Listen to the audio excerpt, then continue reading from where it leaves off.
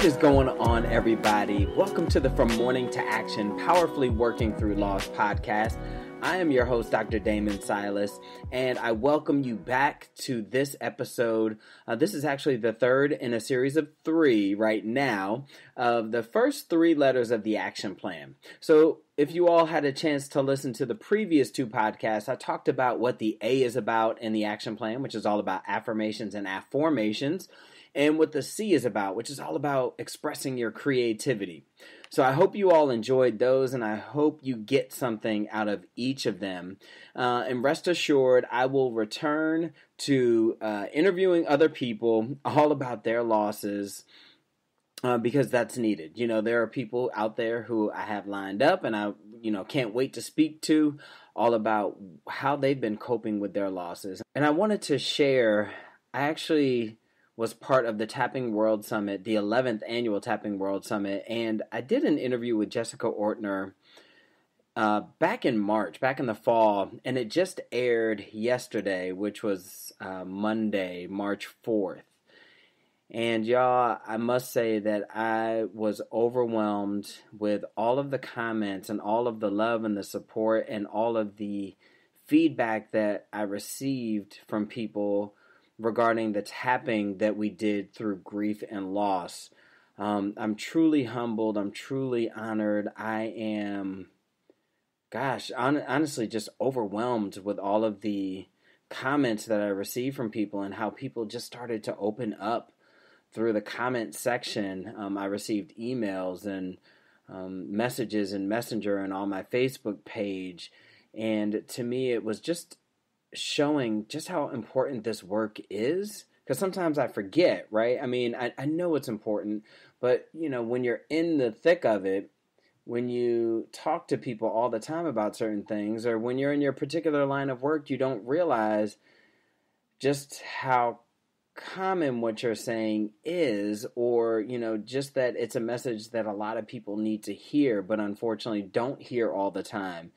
So I'm just so grateful that so many people tuned into that interview through the Tapping World Summit, like I said. Now, if you guys didn't have a chance to, be sure to check it out. I think it's actually ending tomorrow, but you can purchase all the different recordings for the 10 days that it was up and running, and you can have those for a lifetime. So if you want, just go ahead and check those out. I can actually include that link in the show notes. So I will do that for you guys just in case you want to check out my interview and all the other tapping interviews and experts. I mean, we're talking all the Ortners. So Jessica Ortner, Nick Ortner, Alex Ortner. We're talking Dawson Church. We're talking Brad Yates and Ayanna Van Zant. And so many heavy hitters who utilize tapping in their work. So yeah, just check it out. I'll put the link in the show notes, so I hope you guys enjoy.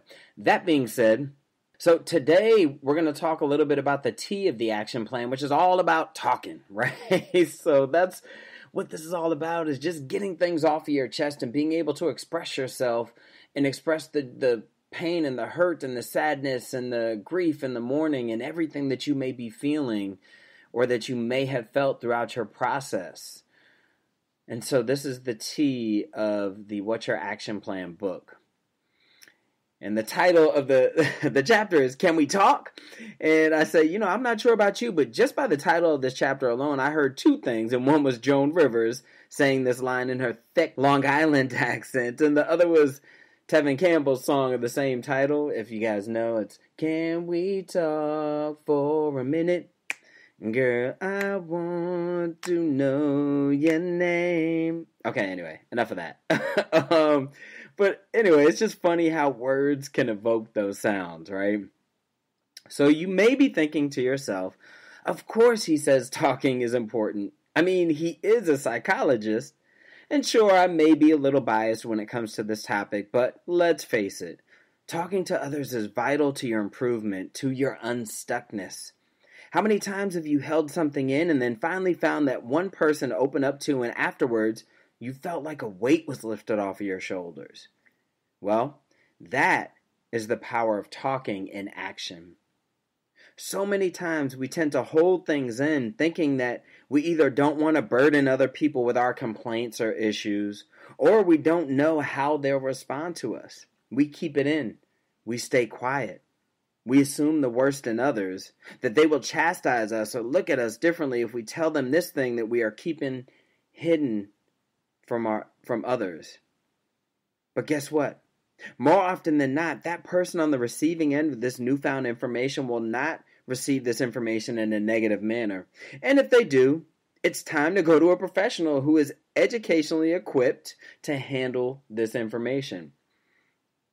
It reminds me of a story I watched a while back on PBS, and it was an incredible documentary about the shooting that occurred in Austin, Texas on the University of Texas's campus in the 1960s. There was a sniper atop the watchtower who, for about an hour, just randomly shot people. It was a harrowing experience that is hard to understand what that would have been like unless you've been in a situation like that. It was disturbing and terrifying just to watch, and it was actually an animated film, which changed the overall tone enough to be digestible to those watching. Regardless, there was a part of the story that was about one of the first couple of people shot. The first who were shot was a pregnant woman and her boyfriend at the time. Next was a kid who was riding his bike near the campus as he was on his paper delivery route. He had actually stopped to pick up his younger cousin who was riding on that same bike with him. And as they were riding along, it was actually going to be the deliverer's last delivery day, the older cousin was shot. The bike fell. They both hit the ground. While the older cousin was hit, the younger cousin was just there amidst the chaos and confusion.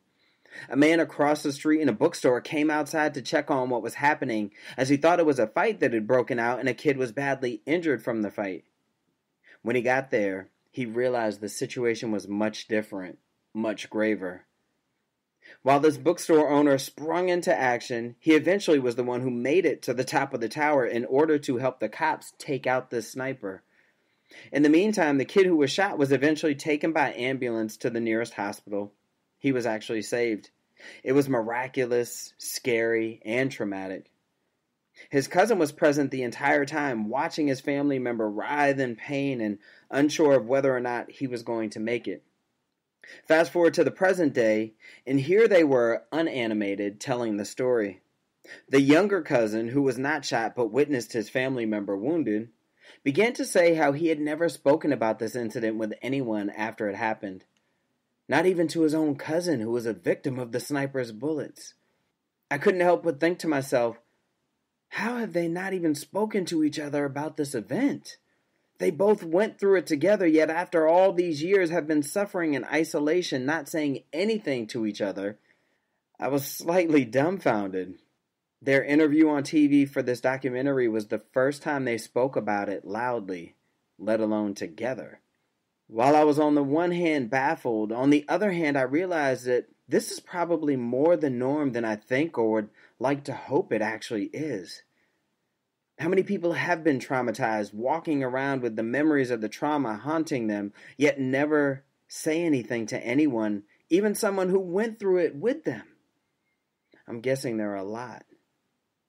Who knows what emotions lie behind that lack of saying something, or saying anything?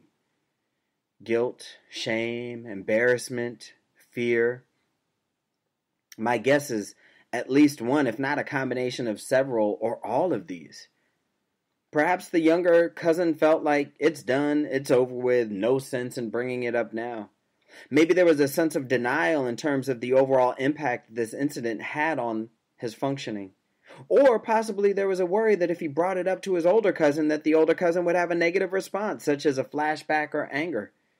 There are so many ways the thinking could have gone for that cousin. However, what I flashed to was the sense of relief the younger cousin had when on camera. He admitted this was the first time he talked about it publicly, acknowledged it out loud. They both laughed, and then looked at each other and eventually embraced. It clearly was very cathartic for them and needed to be expressed. Imagine the freedom that they now have to discuss this event with each other moving forward, the freedom they have to know that they've not been alone in their suffering all these years. I'm ecstatic for them for that exact reason. that they can share their story not only with and amongst themselves, but with others in hopes that by healing themselves, they can also help heal others. When I discuss the importance of talking to others, I mean talking to those closest to you, those you feel connected to or safe with. That could be a family member, a good friend, a confidant, a pastor, or maybe even a mentor or a teacher. Open up to them.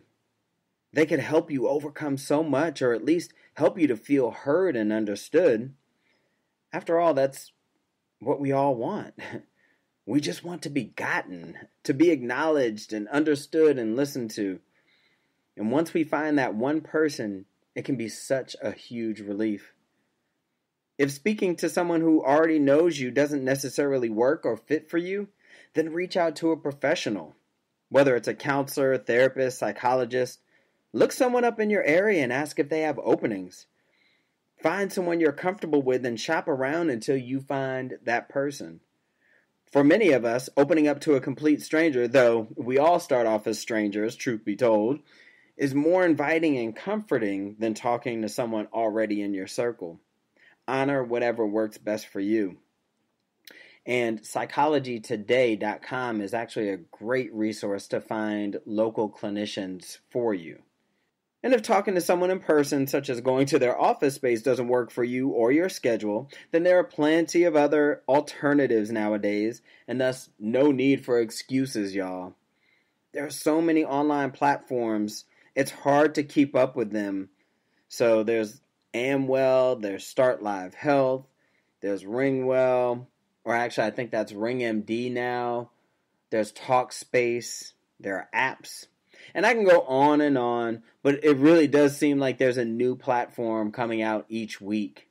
So if going in person doesn't seem feasible for your life and your schedule, then reach out online. And if online doesn't work, telehealth services such as talking over the phone is also a thing too. So you really have no excuse. I know you all keep a phone in your pocket all the time. So where there's a will, there's a way. It's time to start letting go of the stones that you have accumulated over time.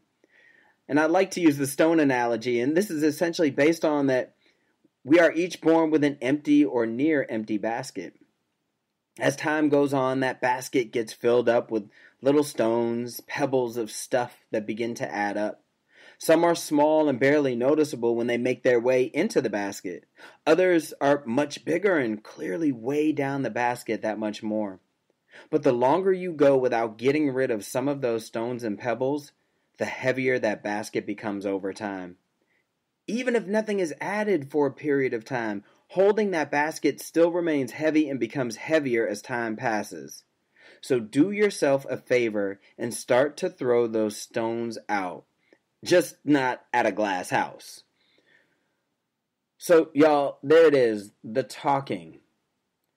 Talk to somebody, whether it's a friend, whether it's a professional, but there are so many people out there who might have even been dealing with what you're dealing with. What I noticed even in looking in some of the comments from the Tapping World Summit interview that I did, many people opened up even on that platform, even in the Facebook platform, about different losses they've been through. Didn't even realize that they were dealing with it. So, there are so many different ways. Even Meetup. I think Meetup is a way that you can also meet people in your area. And you can create your own Meetup groups where, maybe it's something for people who are going through losses. You get to create, y'all. There's so many different ways to use your platform. Use what's at our fingertips. So I urge you and I encourage you to reach out. Even when it feels like you're dealing with what you're dealing with and you're alone, trust and believe there's always somebody out there who's going through something similar. And it may not be the same.